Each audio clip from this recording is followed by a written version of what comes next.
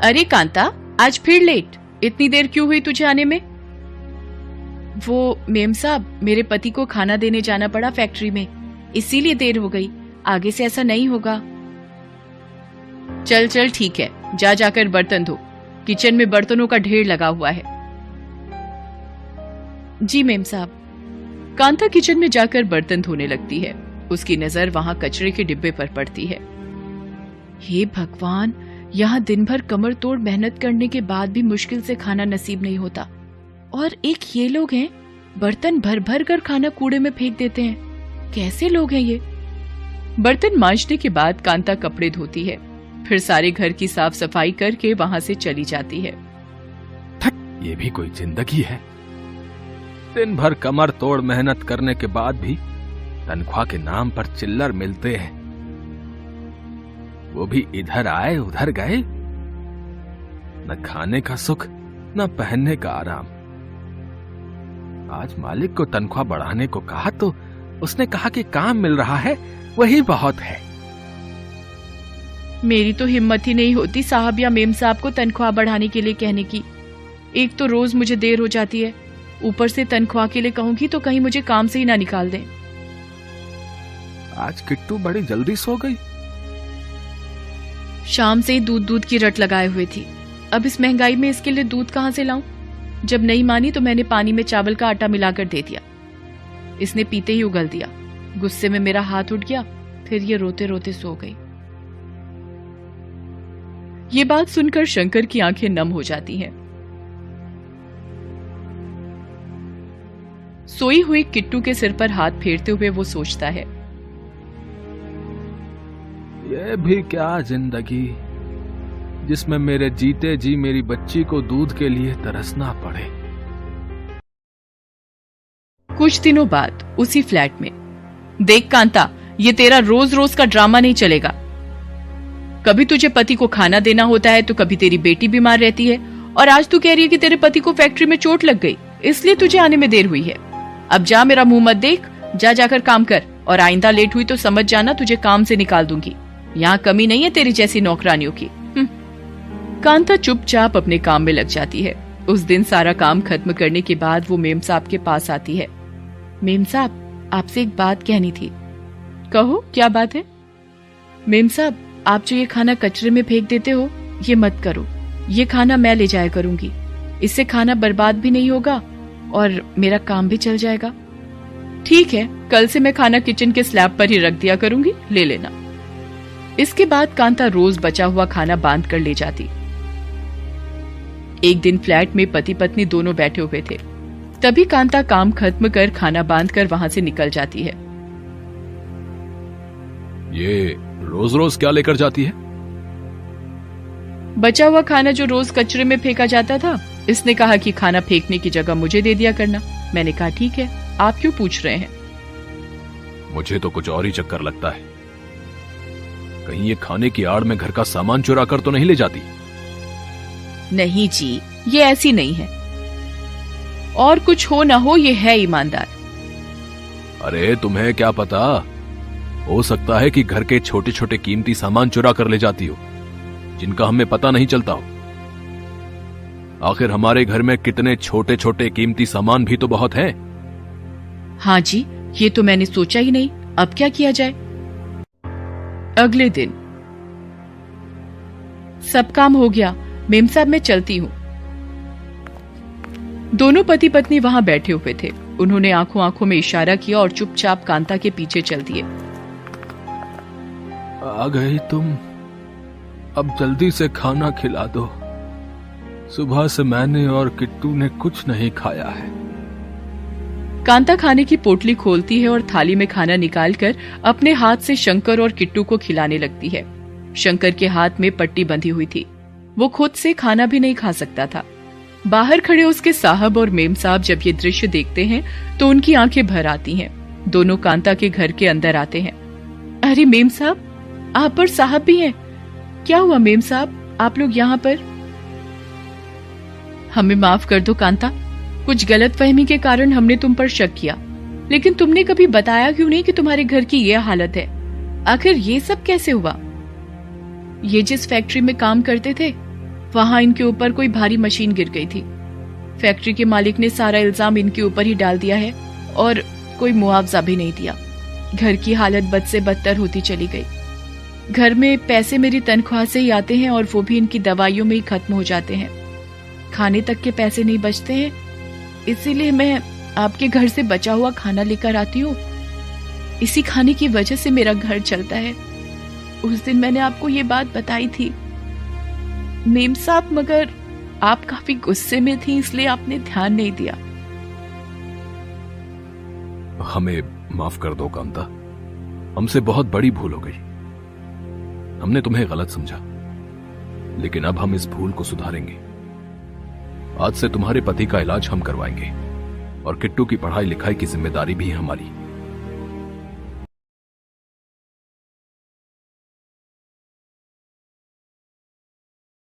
विमला अपने पति घनश्याम और बेटी कोमल के साथ खुशी खुशी अपने गांव में रह रही थी। उसके पति की अपनी दुकान थी, जिससे उनके गुजर बसर लायक अच्छी आमदनी हो जाया करती थी। उनकी बेटी कोमल भी गांव के सरकारी स्कूल में 4th कक्षा में पढ़ती थी। उनकी जिंदगी हंसी खुशी कट रही थी कि अचानक उनकी खुशियों में ग्रहण लग गया। शहर से दुकान का सामान लेकर लौटते हुए विमला के पति घनश्याम की एक्सीडेंट में मौत हो गई। विमला की हंसती खेलती दुनिया उजड़ गई। उसके पति की दुकान को साहूकार ने हड़प लिया और वो दाने दाने को मोहताज हो गई। एक दिन विमला गांव के बनिए के पास गई। महाराज, घर में अनाज का एक भी दाना नहीं है, कुछ मदद कर दीजिए, भगवान आपका भला करेगा। एक तो पहले का उधार चुकाया नहीं और मुंह उठाकर फिर से उधार मांगने चली आई।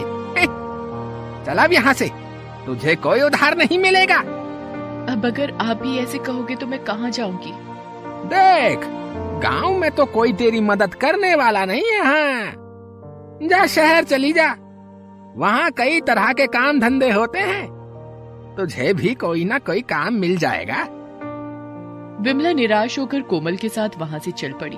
शहर का रास्ता काफी लंबा था। दोनों माँ बेटी ने 2 दिन से कुछ नहीं खाया था। दोनों भूख और थकान से बेहाल थी। माँ, मुझे बहुत भूख लग रही है और अब तो मुझसे चला भी नहीं जा रहा है।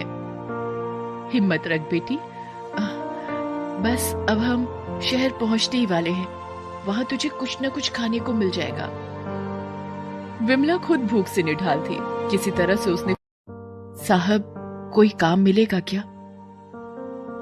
मैनेजर ने देखा कि एक औरत फटेहाल अवस्था में एक बच्ची के साथ खड़ी है। नहीं, यहाँ तो काम करने वाले सब लोग हैं और किसी की जरूरत नहीं है। 2 दिन से कुछ नहीं खाया है साहब, पैसे न सही, खाने के बदले कुछ काम ही दे दो। मैनेजर को उन पर दया आ गई। दोनों भीख नहीं मांग रही हैं, खाना भी काम के बदले ही मांग रही हैं। लगता है किसी अच्छे घर की हैं, लेकिन इनके साथ बहुत बुरा हुआ है। इनकी मदद करनी चाहिए। तुम्हें पैसे तो नहीं दे सकता, मगर तुम चाहो तो यहां छोटा मोटा काम कर सकती हो, जिसके बदले तुम्हें 2 वक्त का खाना मिल जाया करेगा। वैसे अभी तुम लोग रहते कहां हो? अभी अभी तो हम लोग शहर आए हैं साहब, हमारा कोई ठिकाना नहीं है। ठीक है, तो होटल बंद होने के बाद रात को तुम दोनों यहीं बरामदे में सो सकती हो। बहुत बहुत धन्यवाद साहब, बहुत बहुत धन्यवाद। उसके बाद से दोनों माँ बेटी वहीं रहने लगी। एक दिन होटल की खूब साफ सफाई हो रही थी। क्या बात है साहब, आज कोई खास दिन है जो इतनी साफ सफाई हो रही है? आज होटल के मालिक कपूर साहब आने वाले हैं। ठीक समय पर होटल के मालिक आए और उन्होंने पूरे होटल का दौरा किया और मैनेजर से बातचीत की। तभी उनकी नजर विमला और कोमल पर पड़ती है। दोनों के कपड़े फटे हुए और गंदे थे और चेहरा मुरझाया हुआ। ये लोग कौन है? मैनेजर उन्हें शुरू से लेकर अंत तक सारी बात बता देता है। उनकी बातें सुनकर कपूर साहब का दिल पिघल जाता है। चलो मेरे साथ, आज से तुम लोग मेरे घर पर रहोगे और वहीं काम करोगे। इस तरह कपूर साहब विमला और कोमल को लेकर घर आ जाते हैं। कपूर साहब के परिवार में उनकी पत्नी मालती और बेटी रीता थी। मालती और रीता उन दोनों को देखकर नाग भौं से कोड़ने लगे। ये कहां से जानवर पकड़ लाए हैं आप? ये दोनों भी आज से हमारे साथ ही रहेंगे और घर के कामों में हाथ बटाएंगे। ये औरत तो चलो बाई का काम कर लेगी, मगर इसकी बेटी को क्यों लाए? अब ये अपनी माँ के बिना कैसे रहती, इसलिए मैं इन दोनों को ले आया हूँ। वो तो चलो ठीक है, मगर इनकी हालत तो देखो, कितने गंदे हैं ये दोनों। कहीं मुझे और मेरी बच्ची को कोई बीमारी ना लगा दे। तो तुम इन्हें अपनी और रीता के कुछ पुराने कपड़े दे दो। ठीक है, देख यहाँ रह तो रही है तू, मगर बिना मुझसे पूछे मेरी या मेरी बच्ची का कोई भी सामान मत छूना। तभी वहाँ रीता भी आ जाती है। छी, ये लोग कितने गंदे हैं और इनसे कितनी बदबू आ रही है। नहीं बेटा, ऐसा नहीं बोलते, आज से ये लोग भी हमारे साथ ही रहेंगे। माँ, इनको बोल देना मेरे कमरे में घुसने की हिम्मत भी ना करें। छी। उस दिन से विमला और कोमल भी उनके साथ रहने लगे। विमला ने सारा घर का काम अच्छे से संभाल लिया था। कोमल भी घर के कामों में अपनी माँ की मदद करती थी। खाना तो उन्हें घर से मिल ही जाया करता था, इसलिए विमला अपनी तनख्वाह के पैसे जमा करती थी, जिससे कि वो कोमल को फिर से स्कूल भेज सके। कोमल भी बहुत ही होशियार लड़की थी, जो चीज एक बार देख लेती उसे याद हो जाती थी। एक दिन कोमल को रीता का एक खिलौना जमीन पर पड़ा हुआ मिला। उसने वो खिलौना उठा लिया, तभी वहाँ रीता आ गई। तुझे मना किया था ना किसी भी चीज को बिना पूछे छूने से। माँ ये देखो, इसने मेरा खिलौना छू दिया। माँ। मालती वहाँ आती है और शोर सुनकर विमला भी वहाँ आ जाती है। तुझसे कहा था ना बिना पूछे मेरी या मेरी बेटी का कोई भी सामान नहीं छूना, फिर तेरी बेटी ने रीता का खिलौना क्यों छुआ? माफ कर देना मालकिन, गलती हो गई। मैं अभी ये खिलौना धोकर रीता बेबी को दे देती हूँ। रहने दे ये नाटक। अब दोबारा ऐसा हुआ तो तुम दोनों माँ बेटी को बाहर निकाल दूंगी। इस घटना के कुछ दिन बीत गए। उस दिन घर में सिर्फ रीता और कोमल थे। मालती ब्यूटी पार्लर गई हुई थी और विमला सब्जी लेने बाजार गई हुई थी। कोमल घर के बरामदे में बैठी रीता की पुरानी किताबों को देख रही थी। तभी अंदर से किसी के गिरने की आवाज आई। कोमल दौड़कर अंदर जाती है। वहाँ उसे रीता बेहोश मिलती है। रीता के सर से खून भी बह रहा था। बेहोश होकर रीता सर के बल जमीन पर गिरी थी। हे भगवान, अब मैं क्या करूं? घर पर तो कोई भी नहीं है। तभी उसकी नजर घर के टेलीफोन पर पड़ती है। उसने कपूर साहब को टेलीफोन करते कई बार देखा था और वो खुद भी उसे इस्तेमाल करना सीख गई थी। पहले उसने रीता को उठाया और उसके सिर पर एक साफ कपड़ा बांध दिया, जिससे खून निकलना बंद हो गया। फिर उसने कपूर साहब की डायरी से पहले डॉक्टर को, फिर कपूर साहब को फोन कर दिया। कुछ देर बाद डॉक्टर रीता का चेकअप कर रहा था और घर के सारे लोग उसे घेर कर खड़े थे। घबराइए नहीं, रीता का ब्लड प्रेशर कम हो जाने की वजह से वो बेहोश हो गई थी। वो तो कोमल की होशियारी थी जो उसने मुझे सही समय पर फोन कर दिया, इसके सर पर कपड़ा बांध दिया, वरना ज्यादा खून बहने से इसे ब्रेन हेमरेज हो सकता था। शाबाश बेटा। कौन सी क्लास में पढ़ती हो?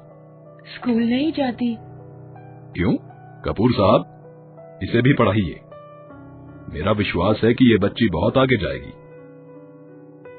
विमला, मुझे माफ कर दो। मैंने तुम लोगों को कितना भला बुरा कहा, लेकिन आज तुम्हारी बेटी की वजह से मेरी बच्ची बच पाई है। आज से तुम लोग भी इसी परिवार के सदस्य हो। उसके बाद से कोमल भी रीता के साथ स्कूल जाने लगी और दोनों माँ बेटी घर के सदस्य की तरह वहाँ रहने लगी।